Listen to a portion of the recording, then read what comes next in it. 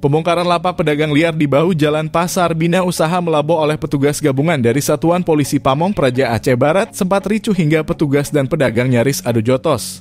Kegaduhan tersebut terjadi ketika petugas membongkar salah satu lapak yang berada di bahu jalan. Sang pemilik tidak terima dan membentak petugas, sehingga terjadi adu mulut dan saling dorong. Namun kericuhan itu dapat direda oleh pihak kepolisian yang berada di lokasi. Salah seorang petugas melerai pertikaian tersebut dan pembongkaran dilanjutkan tanpa adanya perlawanan dari para pedagang. Kasatpol PP dan WH Aceh Barat, Azim mengatakan, sebelum melakukan pembongkaran pihaknya sudah terlebih dahulu melakukan sosialisasi dan pemberitahuan kepada para pedagang agar tidak berjualan di lokasi tersebut namun tidak diindahkan. Saat ini, kata Azim, pembongkaran akan difokuskan kepada para pedagang sayur yang berada di pinggir jalan serta pedagang berjualan di jembatan dekat dengan pusat perbelanjaan Suzuya.